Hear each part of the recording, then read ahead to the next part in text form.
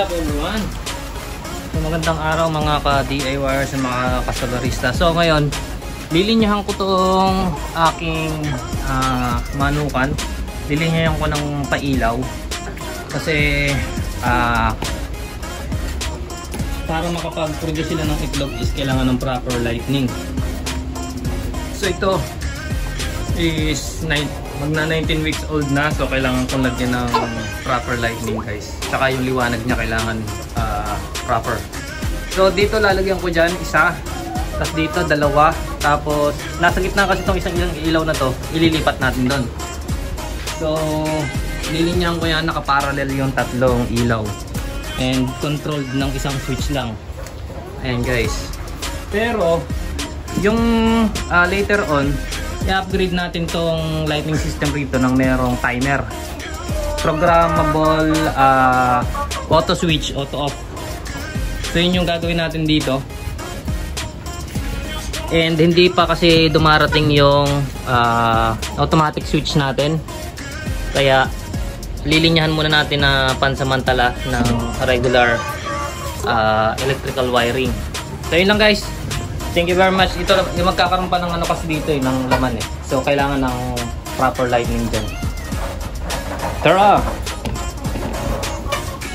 So papabilisin ko lang ng video para sa video ito guys. Then ibabak natin sa normal speed kapag meron tayong sasabihin. Alright. Alright, so ngayon guys, ito yung ano natin, yung mga equipment na gagamitin natin. So meron tayo naka-ready rito, LED bulb na 11 watts. 11 watts gagamitin natin dyan guys. So tatlo siya. Bakit dalawa lang? Oh my. Wala yung, andun yung isa pala, naiwan. So tatlong receptacle, tapos isang junction box. Dito natin ikaw yung junction box. Dito natin ito yung mga connection.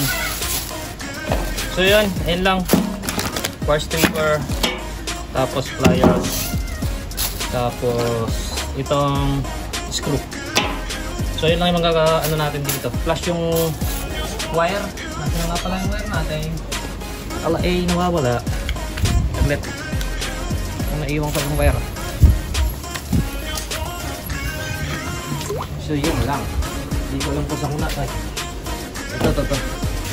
Ayan yung stranded yung wire na nabili natin. Walang solid wire daw eh. So stranded lang. Pwede na to guys. Mababa lang ng amperahe yan. And 12 gauge yung binili natin for standard. For housing electrical wirings.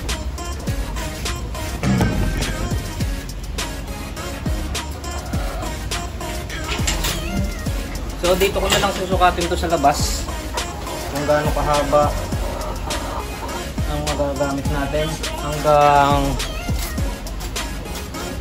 simula dito hanggang dun. Meron naman tayong ano rito eh, solar 12 volts na baterya. Kaso nga lang i-ano ko na ng 220. Sa 220 ko na ililinya. Solar, galing din naman ng solar yun guys eh. 220.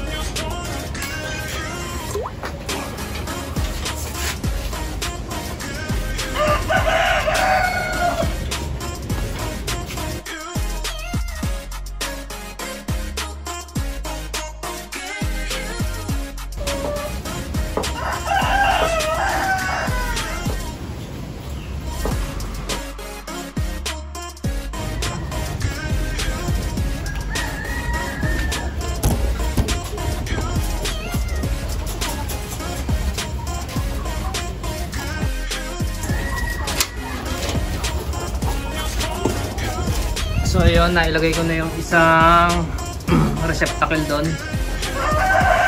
Tapos dito mamaya, and dito muna. Ayan, dyan muna sa taas.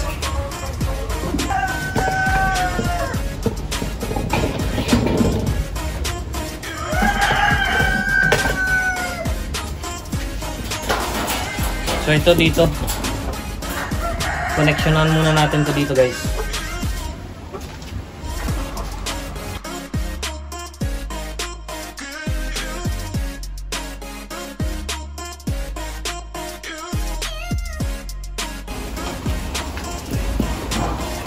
So alright, ito yung connection na ginawa natin.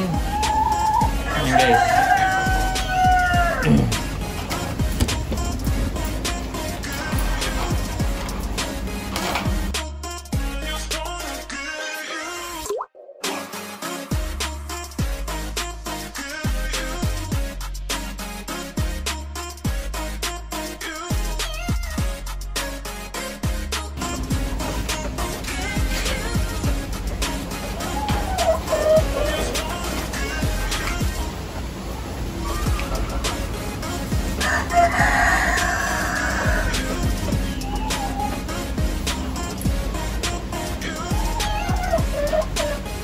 So ayan ang ating unang connection. Pero syempre lalagyan natin ng electrical tape ito mamaya.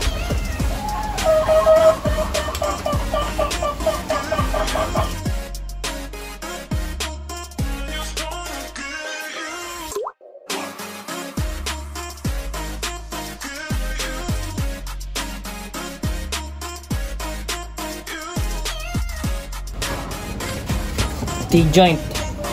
T-joint.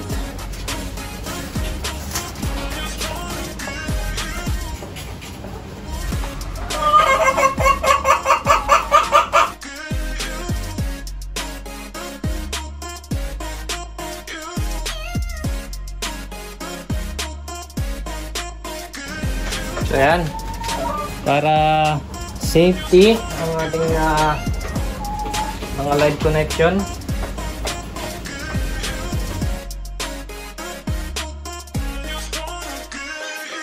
Yan na po. Sunod naman natin, i-connect na natin ito rito.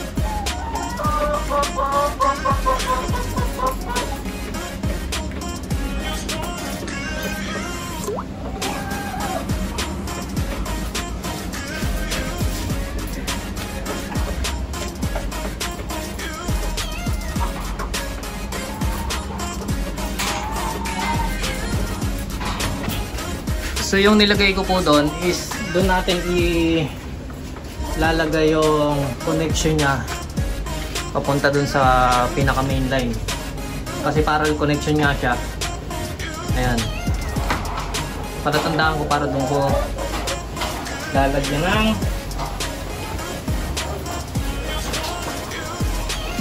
connection. Let's go! Let's go, so go.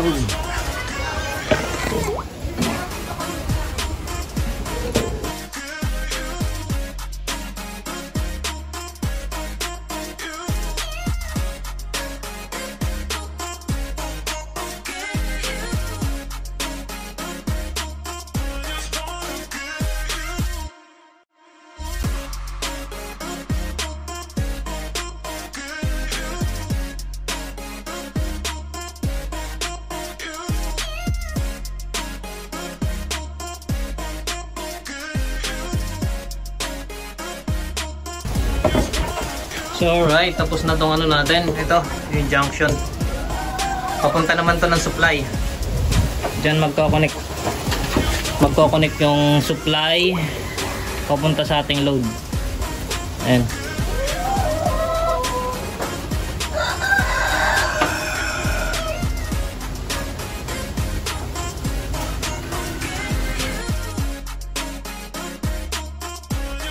So doon naman tayo sa dulo. Yung sa dulo naman ang gagawin natin. Ayan guys, yung dulo. Yung dulo nun papunta dito.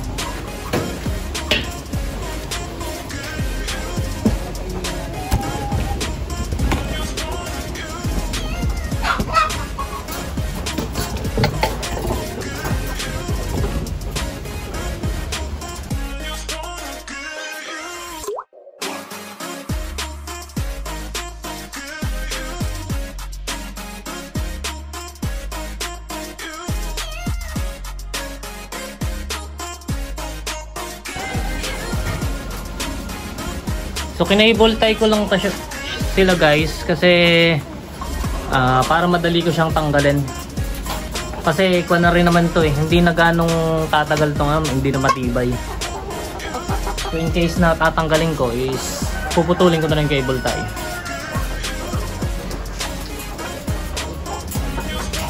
So yun lang guys. And sana nagustuhan nyo yung video natin for today. Ayan guys. So hindi pa siya ganong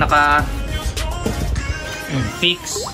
And ayun, ikakapit din natin yan doon mamaya para hindi siya nakalawit na ganyan.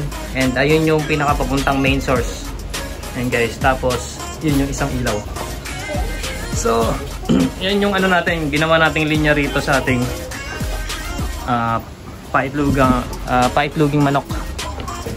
Kailangan kasi ng proper lighting dito guys. So ang hihintayin na lang natin is yung programmable na switch. So gusto ko kasing mag-on siya ng 6 PM or 5:30 PM hanggang 10 PM. Then mag-off siya ng 10 PM. Tapos sisindi uli siya ng 5 AM, mamamatay siya ng 6:30 AM. So yun yung program na ilalagay natin dito. Dalawang program lang. So papakita ko sa inyo pag-set up ng programmable switch soon. So on the way pa lang dito guys. So magandang araw. So ito yung final ano natin. So hindi pa talaga siya totally final. Kasi lalagyan pa natin siya ng automatic switch. On and off automatic switch. So ayan. Ayan yung linya niya. Yan, nakaparallel lang siya guys.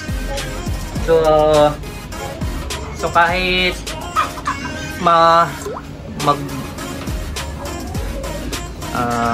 ma-short tong isa na to or hindi siya umilaw is ano pa rin siya.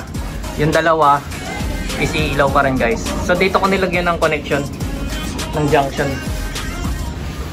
So dito natin ilalagay yung yung switch guys, yung automatic switch niya kapag dumating na nasa ano pa galing China kasi yung in-order ko sa True Shopee. So yan. So papaganahin natin. Try natin kung hindi siya puputok. Tingnan na lang natin guys. So pinatay ko kasi yung main breaker namin doon. Ayan pinatay ko yung main breaker. Ayun yung solar natin. So goods na goods din yan. Ayan, madilim dito ngayon. So try natin. Alright. So ayan, umilaw na to. Yun na lang. Ito yung switch kasi nun Ito yung switch nito dito.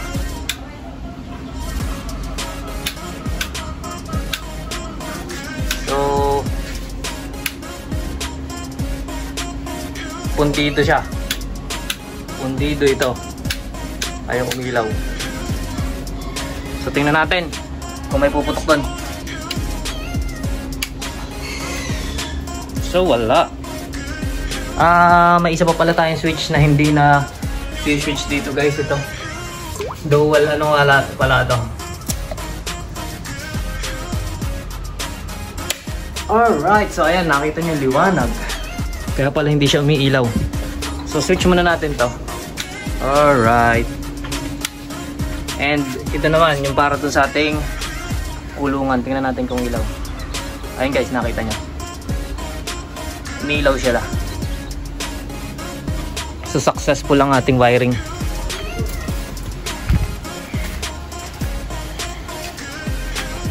So nakita nyo, ang liwanag guys. 11 watts nilagay natin dito para maliwanag na maliwanag. So ayan. So ano natin, i-ready na natin yung ano natin, itong ating lightning program dito sa ating mga alaga. Ayan guys.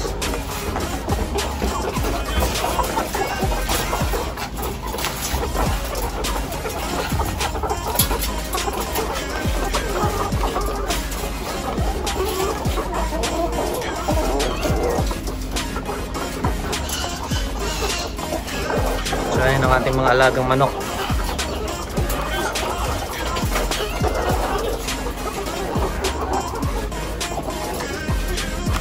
Alright. So lalagyan ulit natin ng pakain hanggang para yung pakain nila na yan hanggang mamayang gabi na. So yun yung tubigan natin. And ang mahalaga ngayon itong lightning natin. So ayan.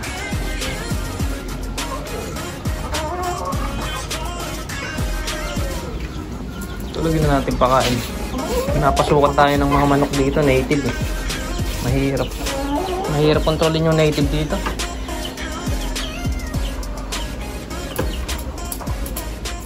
So ayun lang guys. Thank you very much for watching and don't forget to like and share. Peace.